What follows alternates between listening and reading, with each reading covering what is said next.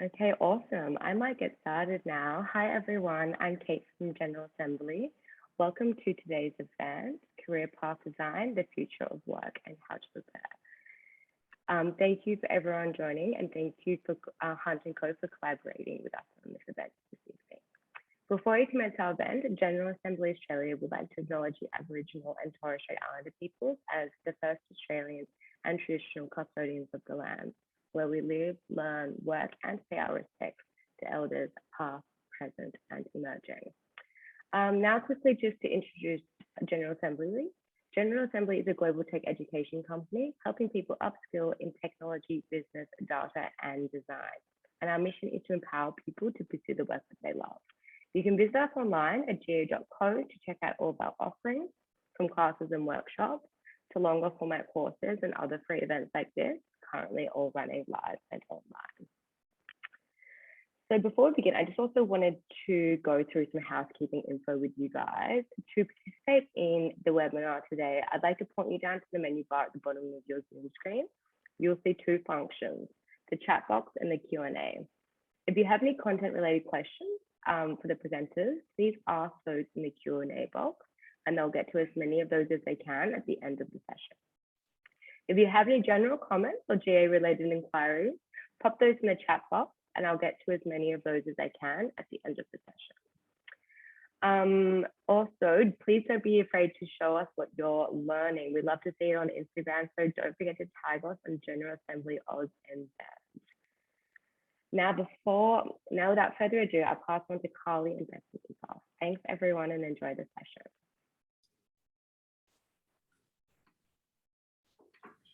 Hello everyone, thank you very much for joining us tonight. My name's Beth, I am one of the career coaches at General Assembly, and it is my pleasure to introduce Carly from Hunt & Co.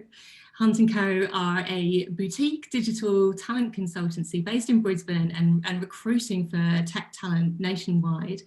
They are also huge advocates for diversity in tech and run the Women in Digital event. So yeah, Carly, take it away. It'd be really, really great to see what you have prepared for us today. Awesome. Thank you so much, Beth. And guys, it's so exciting to be here. I'm just going to share my screen now so you can see the slide deck. I'm going to present that. Perfect. Yeah, we're so excited to be here today. This is kind of something that Hunt & Co has been looking forward to for quite some time. And today I'm going to be talking about a few things. So we've got a lot to cover kind of in the next 45 minutes or so. So we're looking at growing workplace trends, kind of soft skills and basic digital literacy that you can focus on, and then interviewing kind of resume, LinkedIn profiles, kind of anything around getting you that job. And then towards the end, we'll do a Q&A to kind of answer all the questions that you want kind of answered as well today. So with that, a little bit more about me. So I currently work at Hunt & Co as the account manager for technology, along with a colleague of mine called Emily. And Hunt & Co more broadly is a recruitment agency kind of focused on the digital space. So we work across software engineering, marketing, UX, UI, product, and then digital sales. So pretty much if there's a tech company, a SaaS organization, or a product here in Australia, we'll work with them to kind of find them the best talent in market. And then reverse of that, we also work with some of the best candidates in Australia's digital scene. I also have another role, so community manager for Women in Digital, which is the sister company of Hunt & Co. And our whole purpose there is around connecting, educating, and empowering women in digital to kind of find careers that they love and also kind of help them stay in the industry as well. But I also once saw this about me in logos, and I really quite liked it because I think everyone's got such diverse careers and kind of they've done many things in their resumes. So beyond that, I've also got a small side business called Tell Her. I study my MBA at QUT. And then prior to that, I've also worked for marketing agencies, cafes. I've done a bunch of free work over time to build my portfolio. And I've also run 2 of my own blogs, which I'll touch on later today because I think it's kind of relevant to building your digital literacy, is running your own kind of blogs or digital presence as well. But also I want to talk about me in roles. So beyond my jobs, and I'm quite unique because I do have 2 jobs, I'm also a daughter, a sister, a partner, a colleague, a student, And I think we all have so many different roles to play that exist outside of our day jobs. And they're just as important and they're just as meaningful. And I think often we can place such an emphasis on our career that we kind of forget to acknowledge all those different roles that we do have, which leads me nicely into the kind of first workplace trend I wanted to talk about. And that is that we are more than our work roles. Kind of that trend's come about recently because of two reasons. So COVID has definitely caused us to reevaluate what happiness looks like, what our lives look like. And Zoom's given us a window into our homes and also each other's homes to kind of really enable us to learn more about each other than we ever did while being in the office. I really tried to craft this slide deck and not include the words COVID, but I think it's just so impossible with how much it has kind of digitally transformed Australia, the businesses, and how we actually work. And because of this trend, we're seeing these profound questions being asked by everyone of, if my role went away tomorrow, who am I? And I guess that's kind of why I wanted to mention the other roles I have outside of my career. Questions of, does my job define me? And is my role fulfilling me beyond a paycheck? This trend we've kind of seen of Zoom being the window into our houses and COVID causing us to reevaluate has also meant that we're wanting a work-life integration more than ever. And I think that's just by virtue of having a window in our house and kind of no separation between work. We've kind of really forced that into existence. And I guess the other conversation that we're really seeing and the other trend we're really seeing is life being put before work. And I'd almost argue this is the first time kind of in recent history that that's happened. And something I really wanted to talk about is, I guess in my role as a recruiter, I'm seeing and talking with people and companies every single day. So what does this look like in action? And I mean, it's people moving out of CBDs and living out their best lives on acreage. It's people putting their careers on pause to assume full-time carers roles. And I think more interestingly, that being socially accepted. I think beforehand, humans couldn't quite understand that, but now we completely get it. Something that actually happened yesterday is a male candidate of ours is actually opting to work 3 or 4 days a week instead of the 5 days, just to kind of share the parental load with his partner. I mean, speaking more broadly, that's leaps and bounds in the diversity space as well. And I guess, and this will feed into kind of trend 2, but a massive surge in candidates being interested in for-purpose roles. And the last one, which I find quite interesting, is a readiness to bring our full selves to work. I remember when COVID first hit, we spoke with someone and they were almost relieved that they had to have a Zoom camera in their house every day. And I think this is quite a high-performing female that we were talking to, and she runs a company. And I think she was so used to putting this armor on and going to work as almost this character and as this businesswoman, but ignoring the rest of her life. And feeling like she almost had to compartmentalize. But with COVID kind of happening and a camera in her house, her employees realized she had kids and she had a husband and she had dogs and she had laundry she had to do. And it just kind of meant that we could be our full selves in a way that we probably hadn't been before. But just coming back to that for purpose thing, that really leads into trend number 2. And I guess that is a real focus on the secret ingredient being purpose. And again, I'm really sorry to do this, but COVID has really caused that. I think, again, those profound questions being asked.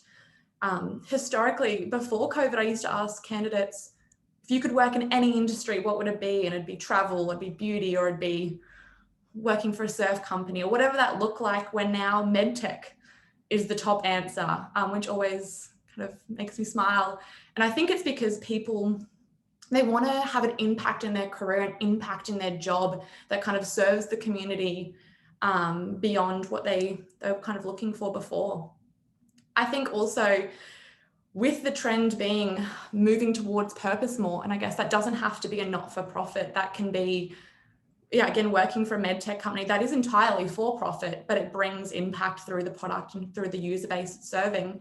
We're seeing the employer branding value proposition change. So while perks and benefits are still really quite enticing for candidates, when it comes to that employer branding piece, people are talking less about the product and more about the value it delivers to its users. And I guess something we're experiencing as well, interviewing as many people as we do a week, is people feeling unsatisfied in their roles and they can't quite put their finger on it. I guess before COVID, they did love their roles, but through the process of kind of reevaluating and asking the profound questions, the role just isn't hitting the mark for them like it used to because it's lacking that purpose. The other trend we're really seeing, and this is probably no surprise to anyone working in tech, but there is a talent shortage, which means that it is power to the candidates. So the talent shortage, it depends who asks, but it's caused by a lot of things. So kind of when COVID hit, a lot of skilled migrants that we relied on went home, back to their home countries as COVID broke, just because of the instability of they didn't know what it meant for their visas or support here. It also meant that skilled migration has nearly ceased to exist.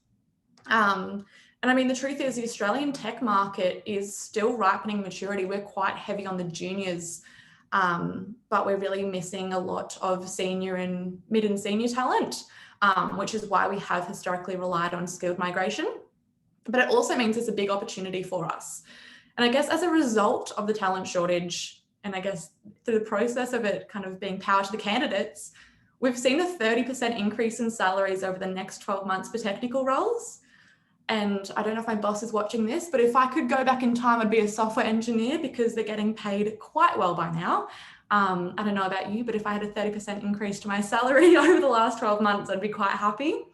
And I guess it's quite positive too. Like we often see in the news unemployment rates and kind of the catastrophic side of COVID, but at the same time, like digital is booming and kind of everyone in that technical space is being remunerated for it, which is really great to see. We've also seen a change in power dynamics. So historically, and I guess it's an old kind of way of thinking, but interviews used to be, okay, I'm the employer, I have the company, tell me why you want to work here. But now it's very much like dating, like it's got to be mutually beneficial and it's now a dialogue. And the candidate's also like, well, why should I want to work here? And kind of that shift in the conversation. And then with it being power to the candidates, it's very much the companies are having to provide benefits, perks, life balance, remote work, flexibility, kind of all those things outside of what they had to. And I guess kind of 18 months ago, those things were nice to have and the progressive companies really did lead the way there and be the early adopters. But now it's, my candidates aren't asking for it. They're kind of saying this is what everyone else is offering. These organizations have to match that, which is quite interesting to see. So real life example of power to the candidates, and working in tech recruitment right now is very interesting. Not too long ago, I had a candidate call me and she was laughing and also a bit confused. And she kind of said, has the LinkedIn algorithm changed if I changed my security settings on LinkedIn, because I'm all of a sudden receiving 12 to 20 messages a day of job opportunities.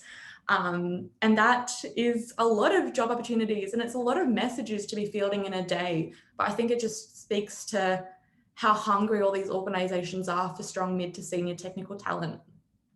Some candidates are fielding 3 to 5 offers at once. Right now, for candidates, we'll have multiple contracts from organizations going out to them and they kind of, as a candidate, have a choice of what company do I want to work for? And we also have seen bidding wars, which is quite interesting to watch. It's almost like a race to who can pay the candidate the most with the best title and the best perks. And it's just kind of something that we historically haven't seen before. We're also seeing people leave jobs without another one lined up. And I guess thinking back to March 2020, people were just so grateful to hold on to their jobs if they could, or kind of quite fearful for that stability and security. So I think people leaving jobs without another one lined up because they are so sure of the opportunities out there kind of speaks to that digital boom and how healthy the job market's looking right now if you are a candidate kind of with experience under your belt. And I think the best part is they're leaving jobs knowing they're going to get a raise with the next organization. So trend 4. This isn't a new trend. I remember when I first joined recruitment, the conversation was very much around the T-shaped marketer, and kind of extending upon that, we're now really seeing the conversation of the T-shaped professional. So what is a T-shaped professional? as it kind of sounds, as you can see on the screen there, it's a T. So it's someone that's got a wide breadth of knowledge, but it's complemented with a deep understanding and kind of a niching down in one field. And I guess this is what companies are really looking for in their individuals, and there's a reason for that. It's because digital and tech is rapidly changing. The commercial landscape is rapidly changing. People need to be adaptable, to be agile. And the truth is, if you do have a big breadth of skill, you can kind of have that agility to you. And I wrote in here, adapt or die. I don't know if you've heard of that before, but it's kind of a dark saying, but at the same time, quite relevant for businesses. As a result of kind of the demand for a T-shaped professional, and I guess the interest in a T-shaped professional, we're seeing a rise in micro-credentialing. So companies like General Assembly are awesome because you can do those short courses. The insatiable appetite for knowledge, podcasts, professional development courses, books, everyone's trying to learn as much as they can across a broad range of skills. But then also career pivots, as well, like transferable skills are really being recognized now more than ever. And the ability to kind of take that training and that experience and apply it to different circumstances. And I'd always heard the phrase that you're going to have 5 different careers, but kind of researching for tonight, I didn't realize that the resounding kind of market knowledge is that the future of work is 17 jobs across 5 different careers. And that's just a mind-blowing thing to think about. Like, I think of the generation before us, like my mum, for example, like she's had one career. My grandparents are teachers and they were teachers for life. So the idea that we're going to have 5 different careers and 17 different jobs is interesting. And I guess just as myself as an example, I'm pretty sure I'm in my 3rd career. So I managed cafes, then I moved into marketing agencies, and now I'm in recruitment and community. And I'm only 26, so I've only got 2 careers to go. But I think it's just super interesting and speaks to kind of how rapidly things are changing and how important it is to have that breadth of skills so you can kind of move across no matter kind of the industry. Oh, I forgot about career pivot, Cameron. So I really wanted to talk about the T-shaped professional, and I guess we'll get into career pivot shortly. But career pivot Cameron was actually a candidate of mine, and I think he is such an awesome candidate because what he's done is he's definitely T-shaped, but he's almost given himself additional legs and additional specializations, which kind of makes him quite strong and quite employable in whatever area he kind of chooses. I don't know if he's on here tonight. It'd be slightly awkward if he is. But this candidate, he graduated with a Bachelor in Communications, which is quite broad. And then he became a marketing manager for beer companies. So he kind of had a couple roles in that industry, really niching down on his beer specialty, which if I come back in another life, I would love a beer marketing manager role. And he had actually identified through that process that the part he enjoyed the most about marketing was the websites. So creating that customer experience, making those kind of developments as required and kind of jumping on the back end and coding. And so he started professional development in web dev. He started doing some courses and kind of upskilled in that area. And then he wanted to explore that further. And so he began freelancing as a web developer. And he was quite smart. He did the freelancing to kind of pay his way through his courses in professional development, but he also wanted to put his skills to commercial use to build a portfolio, to leverage that to get a software job. And I think that's kind of the smartest thing he's done. And for 4 years, he was just happy coding away. It was fulfilling for him. He was enjoying it. But then he realized that he was really missing using his comms and marketing skills daily. He missed people. And the truth is he wanted to bring all of those skills together and make a product role. And now he's a senior product designer for a B2B SaaS company here in Brisbane, and he's absolutely smashing it. And I think if he went straight into a product role and just niche down into the product, he wouldn't be as strong as he is, but it's because he also kind of did his early career getting a wide breadth of skills. He can now walk into kind of any team within that SaaS company, have their conversations and kind of speak with them as he's been in those positions before, and then build a really great product experience for the users, which is quite cool. And I guess looking at the T-shaped professional, we can also look at it in a career pivot lens. And I imagine if you're in General Assembly kind of courses, or you're thinking of taking one, you're either wanting to create more depth to your skills, or maybe pivot out of your existing role.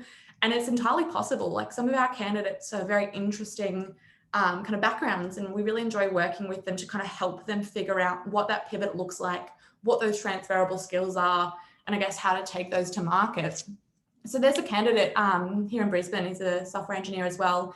He's he started his career as a pathologist. He went into recruitment consultancy in medical, came out the other side in software. And I guess, like, what has pathology got to do with software? And it's kind of to do with how your brain's wired. Like, if you're quite analytical, you're quite numbers heavy, you kind of like trends and patterns and forming consistent threads. Those are two really quite similar roles, even though they don't sound like it.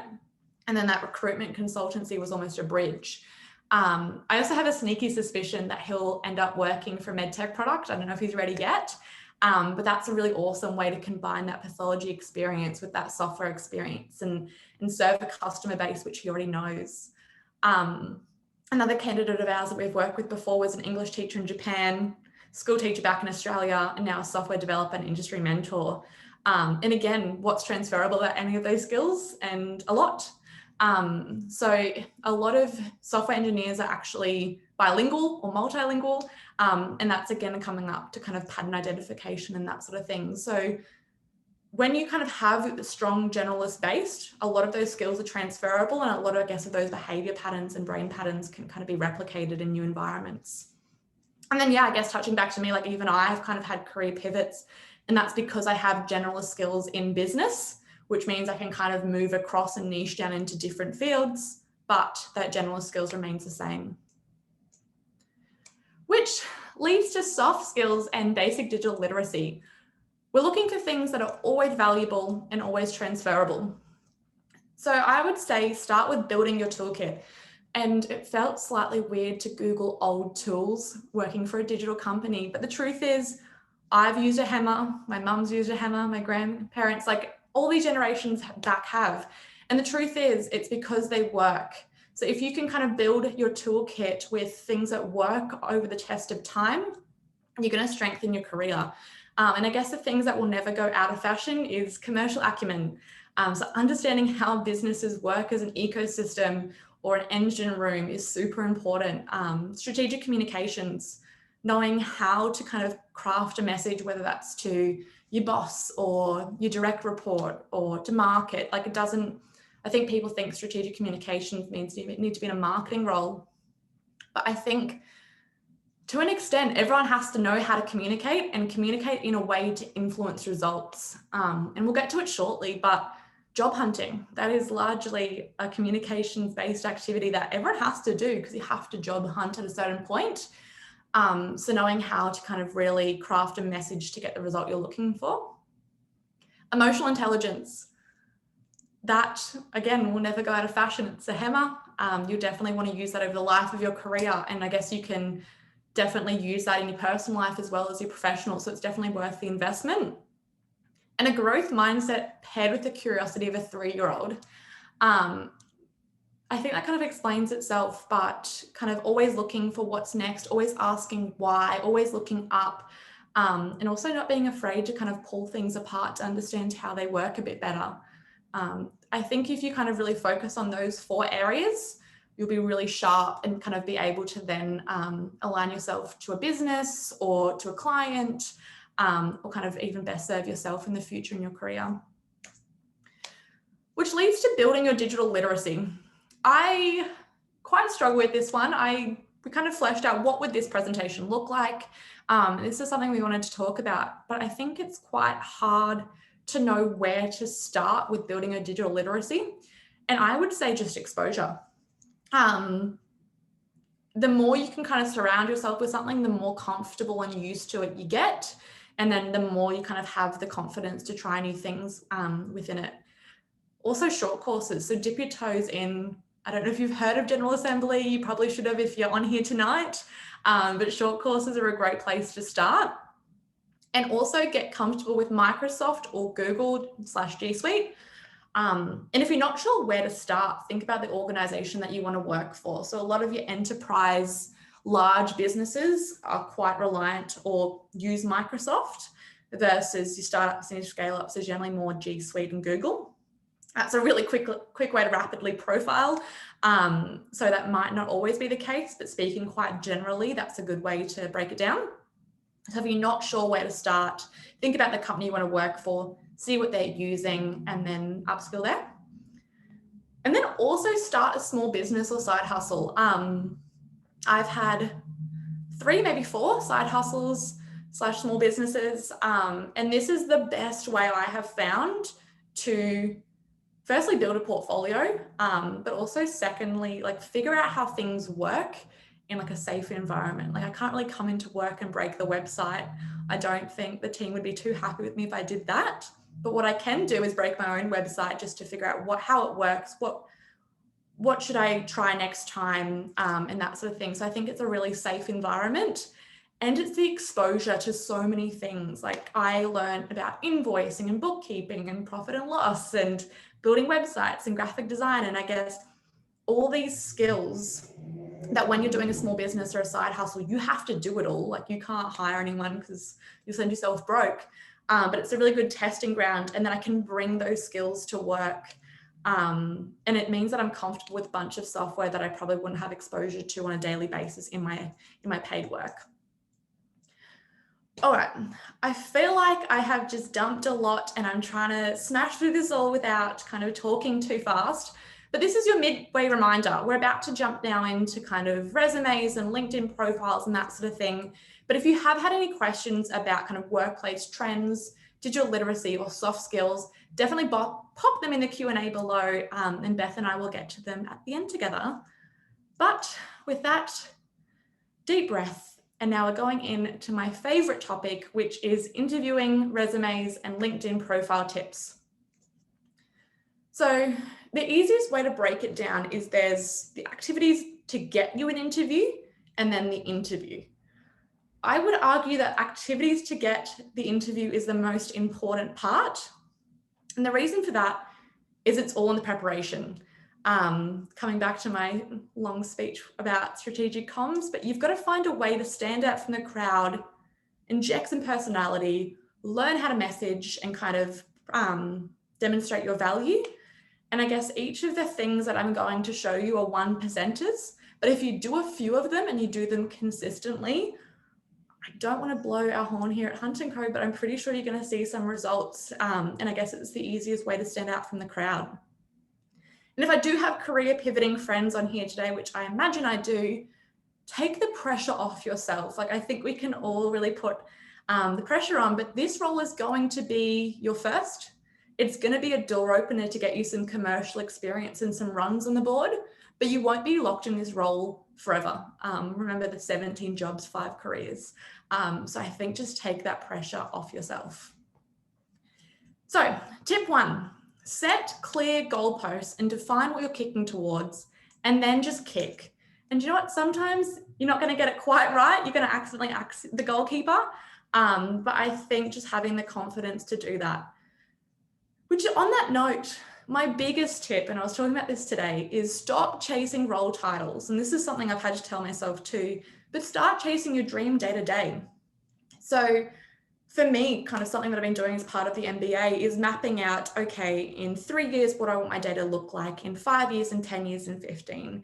And just mapping that out, because I think for so long I was fixed on, I really want to be a COO. And that was kind of my goal. And then when I really broke it down, I was like, well, I enjoy doing this in my day and enjoy doing this in my day. And by stacking out the things that I really enjoyed, I realized that there was 20 roles that didn't have the role of the job title of COO that could have me being just as fulfilled and just excited to go to work every day. And I see candidates doggedly chasing a job title almost to like their detriment, because they're going to get that role and they're not going to enjoy it versus chasing the dream today. So when you're setting your goalposts, don't have it as role titles, have it as what you want your day-to-day to look like and then map out from there. And the reasons beyond kind of don't box yourself into a corner is role titles are really just a branding op for the company. So you'll almost have vanity titles, and this is not to kind of take it away from anyone, but some companies kind of have board advisors saying you really need to have a dev team lead and a VP of engineering. And so they'll almost assign those titles and doesn't necessarily fit the job description of that individual.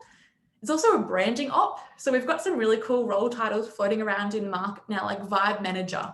And that's either employee experience or community manager, but they've just kind of tried to make it a fun title. Other reasons why you shouldn't kind of let role titles be your goalposts is you're just kind of letting your ego get in the way. And I kind of can put my hand up and say that COO sounds like a fun title. Like I would like that for my ego, but more importantly for my happiness. I'd like a day-to-day in which I can really enjoy, and I don't want to be boxed in that corner.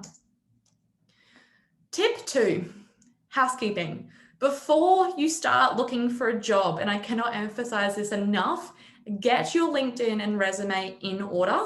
Like you wouldn't kind of let like people house hunt in your home and buy your property if you hadn't cleaned first. So definitely don't do that with your career. Make sure everything has had a bit of a scrub down and a bit of a refresh. And I guess always be asking, what is your special sauce? If you are going through a career pivot, think back to career pivot Cameron. How does this experience here and this experience here, what have they been doing to give me all the training I need to become this person? So for career pivot Cameron, it was, how did my experience in marketing and how did my experience in software engineering give me all the training I needed to become a product designer? And that's very much how we crafted the messaging when we did go to market with him. Resumes. Now, I'm going to put a disclaimer here. If you're applying for a job on Seek or on the company's website and they say, please submit as a document, as a docx file, definitely follow their instructions.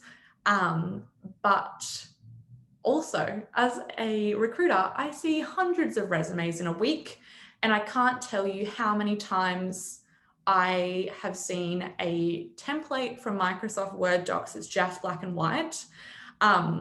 And I guess at the end of the day, each resume is not about what it looks like. It's definitely about the content. And I really want to acknowledge that. Like it's about the experience you have. But at the same time, you have to think of the consumer at the end. And I guess kind of speaking in marketing terms, that recruiter or that manager that's looking at hiring you, they're people and they've had long days at work just like you have. And so you've always got to think of how can I make them just pep up for a second and think. And the truth is, the colorful, fun personality resume is always going to land better, purely because it's inserting personality. It's showing kind of a bit of different thinking. You can clearly use a tool like Canva that kind of shows digital literacy. So there's signpost beyond it looks pretty that makes you stand out as a candidate. So yeah, it has the wow factor. Like if it's 5:30 on a Friday afternoon and I pick up a resume, that one's going to make me look a bit more. It's simple and concise. You almost want to read it because it's nicely broken into chunks. And I guess there's an injection of personality. Disclaimer, I would not have this as my resume because I exclusively wear black with denim, as you can see, and I'm not a colorful person. So this wouldn't be the resume I'd choose. Like you really need to make sure it aligns with your personality. And I guess also on that note, things to leave out. Again, these are slightly debated and there's no one right way, but my advice is to always leave out your physical address, your referees, your age and your date of birth. And the reason for that is there's two things you should never give out. It's your mum's maiden name and it's your physical address. And I guess just from like a cybersecurity perspective, let's not give people access to your front door.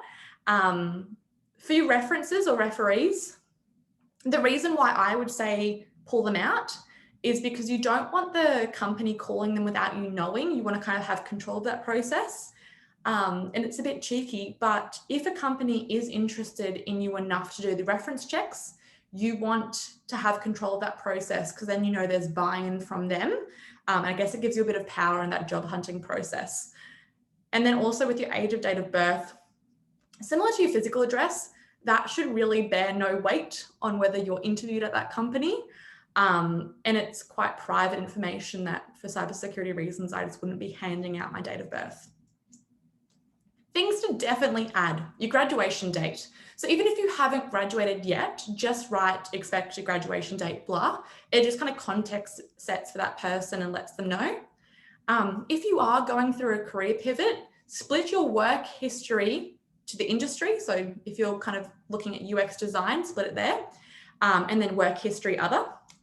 And then simple kind of recipe is for each role, 3 key achievements per role and 5 day-to-day items to kind of explain what that role looked like. LinkedIn. I am the biggest fan of LinkedIn. I think before I joined recruitment, I was definitely on it less. But the truth is LinkedIn is one of the best B2B tools. And the reason for that is it's a search engine, but it's also a social network, and you're almost combining the two. And so I guess when it comes to job hunting, think of it as like the Google for finding humans.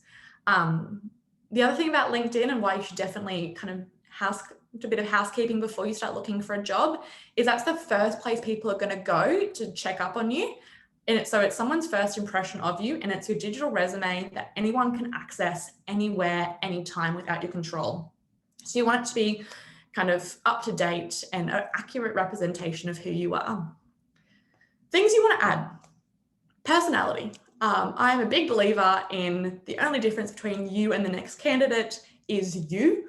So don't go too ham, but at the same time, don't be afraid of injecting a bit of personality rather than kind of being like another cut and dry LinkedIn that just states quite factually. Keywords. So on the note of search engine, like think of what a recruiter or a company would be searching for, and make sure you have those keywords inserted throughout your LinkedIn in a genuine, authentic, enjoyable way to read it, to kind of make sure that you're being found. And I guess information that's already in your resume. So rather than duplicating effort and kind of writing all this content here and not using it here, kind of repurpose that content for your LinkedIn. Again, coming back to, for each role, 3 key achievements and 5 day-to-day items. If you do want a handy resource, there is an article that we wrote, and that's the link there. Tip 3, and I'm aware we're running out of time, so I've got you guys for 6 more minutes before we do the Q&A.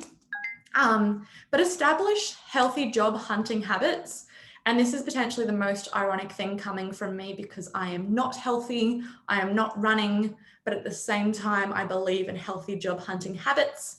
And so what does that look like? I think in my experience, you're better in doing little chunks a day than just spraying and praying across everywhere and kind of making mistakes. So if you are searching for a job, just dedicate an hour a day to applying for your roles. Take your time and be intentional. I get hi ma'am, hi sir, kind of anything, and a very generic message. And the truth is that's never going to land the same as, hey Carly, happy Friday. I saw that you guys are looking for this role. I have this experience, and quite a personalized message. Also, connect with 10 new industry people on LinkedIn a day. Slow and steady wins the race, but just really genuine connections. Don't ask anything from them immediately. Just, hey Barry, I saw that you're a leader in the UX product space. I would love to connect so I can kind of see the content you share across LinkedIn. And spend 30 minutes on professional development a day, whether that's a podcast, a short course, a uni, or a book. Firstly, it's going to develop your skills more, and we always want to be learning, but more importantly, it's going to give you really sharp content to take when you do get to an interview. There's nothing that sounds as good as, oh, on the weekend I was listening to a podcast about marketing, to kind of pique an employer's interest. So you've done all these great things, and now you're going to get an interview naturally. You've kind of smashed out the job hunting process. So when you do kind of get that job interview, you want to do your homework, you want to kind of perform on the big day, you want to make sure that you're showing up for the interview, kind of be really present, and then follow through with a follow-up. So step 1 is do your homework. And I would say out of all of them, this is probably the most important part, if not the follow-up. Once you're in the room, you can perform. You already know that, but you've got to kind of empower yourself for success, and that is by doing your homework. So thoroughly researching the website, but then go beyond that. Give the person you'll be interviewing a cheeky stalk. The truth is, whether we want to acknowledge it or not, every human has biases, and you kind of want to be able to connect with them in a really personal way, and kind of get to know a bit more about the person and kind of find those commonalities, and that'll kind of make you stand in their memory. And then I guess researching any recent media activity, you want to know what's news in that company or that industry so you can really show up and be present. Tips for the big day and a win tour, the inspo. The rule of thumb is always better to overdress than underdress. I once had a candidate show up in boardies and thongs. Please do not do that. You want to show that you are well put together, organized, and can present yourself well. Always arrive to the vicinity of the interview 30 minutes early, scope out the location, and then go grab yourself a coffee so you're not running in rushed. 10 minutes before, calmly pick up your stuff and walk up into the office. Introduce yourself and be nice to everyone. When I used to work in the cafe downstairs from a company, the CEO used to actually come down afterwards and see if the candidate had actually come here to the cafe beforehand, and what were they like as a person, and how did they treat the barista, and was it the same as how they treated the CEO. So just always be nice to everyone. It's a good life rule as well, guys. And please do not pick up your phone if you're in a waiting room or you're sitting in the reception waiting. Look around the office and demonstrate interest. And you might also pick up a few interesting things that you can then take into the interview. I am aware of time, so during the interview, just breathe. Ask them 1 or 2 questions yourself to kind of demonstrate interest again. And always at the end, just say thank you for your time. I know it sounds very simple, but being respectful of people's time goes a long way and kind of helps you stand out from the crowd. And never underestimate the power of a follow-up. Very random. I was having a glass of wine last night and thought I have to put tennis in here. And the reason for that is when you're doing a backhand, the follow through is where the power kind of comes from, and you want to always make sure you've got that follow through. And I think it's really the same thing when it comes to job hunting. So what should your follow up include? Thank you for your time. It was lovely to learn about X is a great line. Or following on from our chat, I went away and I listened to blah. And that's kind of is showing kind of interest in the conversation that you had during the interview, but then follow through action after that. And I guess those are 2 very simple sentences that really pack a punch. And if you haven't already, connect with them on LinkedIn. You might not get the job today, but at the same time, it's always good to be building that network. Which leads me to this. I have just tried to brain dump 45 minutes of content onto you. And the truth is, it's a lot. So if you only take away one thing from today, it is consistently show up. If you can consistently do the 1%ers, even if it's 1 or 2 at a time, you are moving the needle in the right direction and things are going to compound in your favor. And I guess the truth is finding jobs hard. It is like dating. It's putting yourself out there. It can feel kind of a bit disheartening at times, but if you're always doing those 1%ers, you are definitely moving in the right direction. So that is almost it from me before we go to Q&A, but I would love it if we could stay connected. You can see Holly there seems to be having a good time laughing, hanging out with me, and maybe you might enjoy it too. So you can find me on LinkedIn. You can find us on the website, huntandco.io. Send me an email. I'm definitely better on emails than I am LinkedIn. So if you really want to chat about your career, pop in there. And make sure you follow us on Instagram. Elise, our marketing and admin manager, is at her job, and the content on there is always great. So if you are looking for a job or just wanting to learn more about the market, follow us over there. And thank you so much for your time. I feel like we got through a lot, and it's been nice hanging out with you guys tonight, and I can't wait to kind of see you all over on LinkedIn.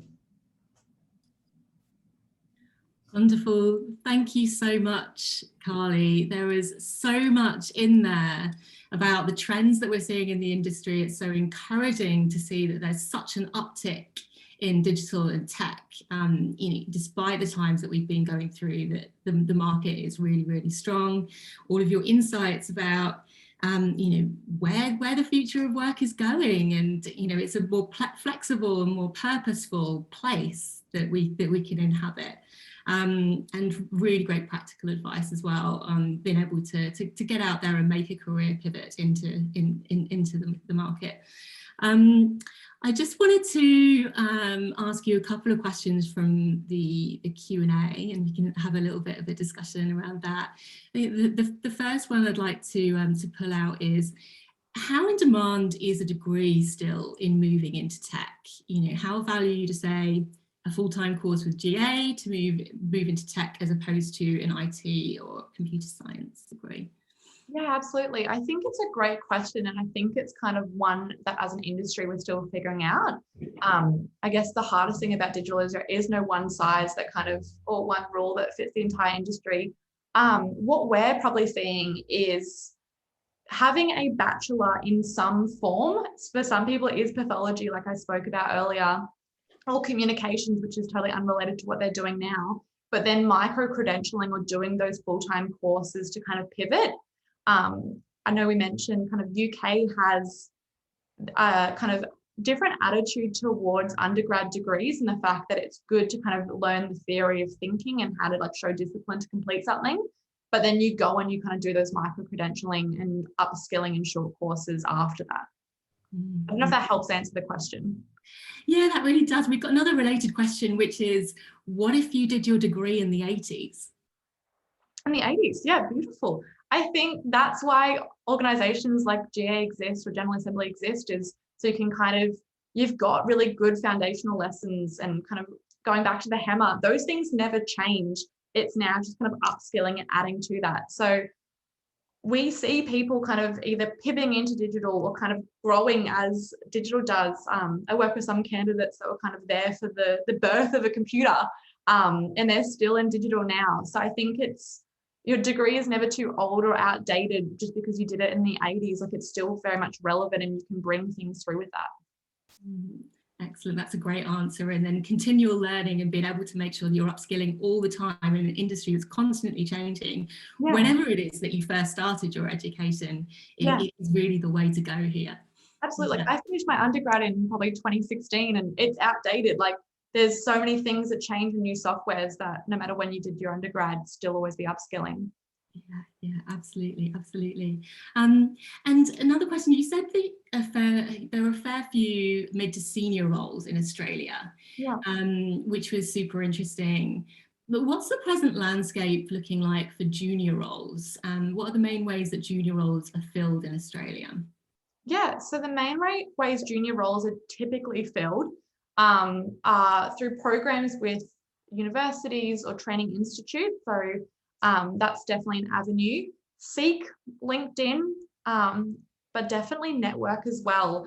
I used to think that if you worked really hard, people kind of just know, but the truth is you have to tell them and you have to kind of have the network there as well. So I would say establishing those healthy job hunting habits, networking, and looking at the job market. And when in doubt, talk to a recruiter. 2 life hacks I have learned are mortgage brokers and recruiters are free services for candidates. It's kind of the big guys that have to pay.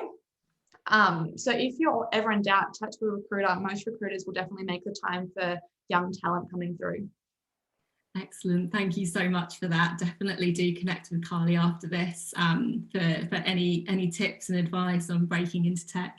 Kind of related to that, what kind of creative applications have you seen come through from talent who are breaking into tech and they have those generalist skills to be able to demonstrate those transferable skills? Yeah. What creative application? I don't know if this is like not very digital specific, but someone once sent a pizza to someone's office and then had their resume kind of sticky taped on the top. Not the most digital and kind of didn't show their skills, but everyone appreciates pizza. So that's definitely an option. I think we've had candidates kind of submit a slide deck or a portfolio of what they would do to help our client. And I guess it's quite cool to see the initiative of someone kind of taking the time to think about a business, the business problems, and then apply their thinking to that. So I don't know if there's necessarily anything you can do to demonstrate interest beyond building a website. but there's definitely things you can do to demonstrate initiative. And initiative is what's going to get your foot in the door, particularly when you are a junior. It just helps you stand out from the crowd. Wonderful. That is excellent. I love the fact that somebody sent in pizza. Look, I don't want to be upset, but they didn't send me pizza. It's just, I know the organisation which they sent pizza to. So if you're watching and you want to send me pizza as well, I'll be happy to have a look at your resume. Excellent stuff. And a question more related to interviews and being able to, I guess, amp up your performance. If you're not naturally confident, but people around you, including your superiors, are consistently happy with your performance, what's the best way that you can build your confidence? That's a hard one. I think exposure. I am a big believer in exposure. Like even tonight is a great example. I don't love a camera staring at me. I don't love speaking in front of a bunch of people. But it's one of those things that the more you expose yourself to it, the better you become at it.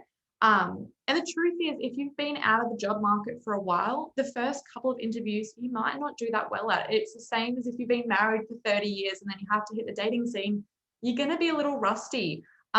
So anything that you're doing is kind of just exposing yourself to it consistently. Maybe don't drink too much coffee beforehand because that'll just send your anxiety through the roof. Maybe a calming tea. And I guess the other thing is always pull back on the data. So no one likes talking about themselves, but if you can kind of really look at, okay, what have I done? What are the facts? What is the data I can pull on here? It makes you much more confident and much more compelling in your delivery.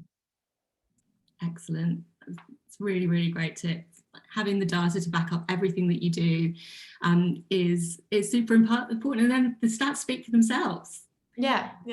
Related to that again, do you have any tips or techniques to elevate your presence during virtual interviews, which are becoming so crucial, especially in this world we're now in? Yeah, absolutely. We actually did a lunch and learn the other week with Dr. Jane. She was very much talking about like putting your armor on. So while it's a compelling idea to stay in your tracksuit pants, definitely like dress head to toe. And that's for the guys and girls. Like I think we can kind of put all that on the girls, but at the same time, like when you are fully dressed head to toe, you've had a shower, you're looking smart, that kind of naturally comes out and you feel a bit more on. Get away from noise. Like if you've got dogs or cars or kids, just kind of find a way to exclude yourself from those noise in the moment, and then sit on a chair and sit up, and try not to kind of have drinks or distractions. Like I think when you're in your home, it's so easy to kind of fall into that kind of natural state of being, but it's making sure you're really present in the way that you would be if you were in the office. Really great tips. Thank you very, very much for that. So somebody in the audience has just finished their CV, finalising their LinkedIn profile, ready to go. What's the best next move? Absolutely. I would say the best next move, map the market out. So kind of remembering that we're setting our goalposts. What are the jobs that we're looking for? What's the dream day to day? And then start talking to people.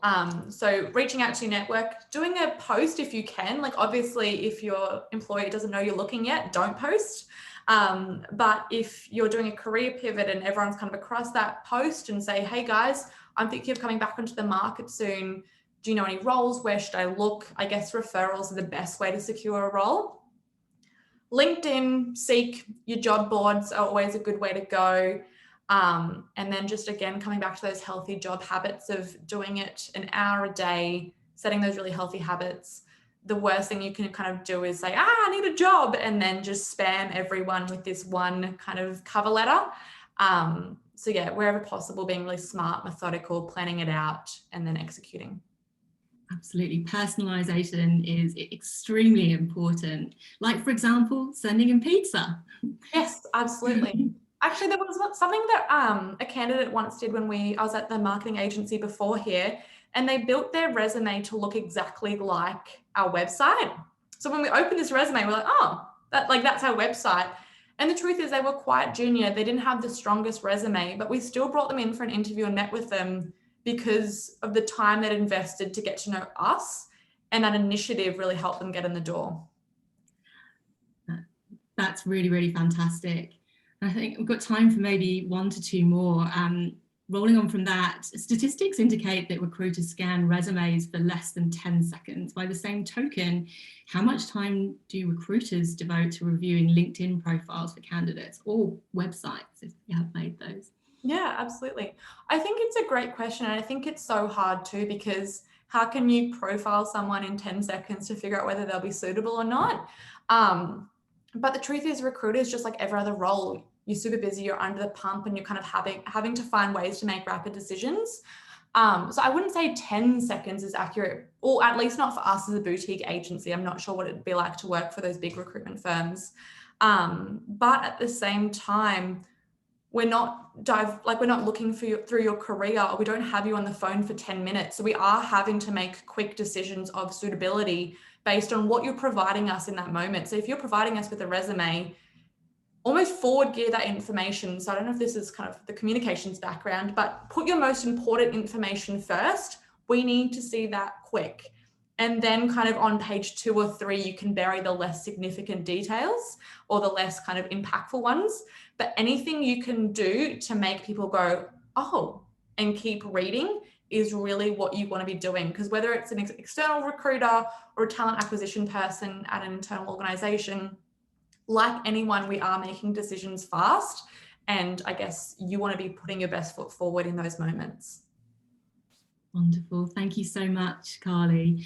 One more question. What final advice would you give to everyone who's on the webinar today? I think job searching is hard. I think careers in general are hard. I think if we've learned anything over the last 18 months, sometimes life can just be a little hard. So just kind of looking at those 1%ers and going, look, I can't overnight become a head of product, or I can't overnight become the best graphic designer, but I can do those 1%ers day in, day out, and that's going to compound over time. That's what I really focus on. Like even on the days where you're just kind of not feeling super motivated or not feeling super good, just being to focus on how can I make this day 1% better? I'm going through a big 1% phase if you haven't figured that out already.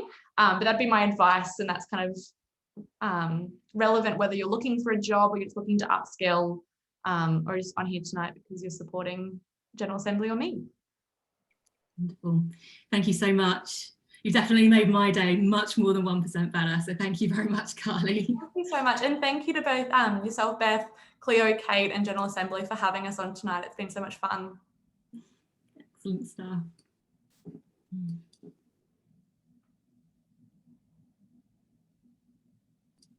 Hi, everyone. Hi, Carly. Hi, Beth. Thank you guys so much for such a brilliant presentation this evening. Carly, it's been amazing. And a huge thank you to everyone that was able to join us live and online this evening. Before we go, I just wanted to get everyone, if everyone had a spare minute to fill out the feedback form. We love all the feedback we get for these free events. We're always wanting to improve them as much as we can. So yeah, thank you so much again, and everyone have a wonderful evening. Good night, everyone.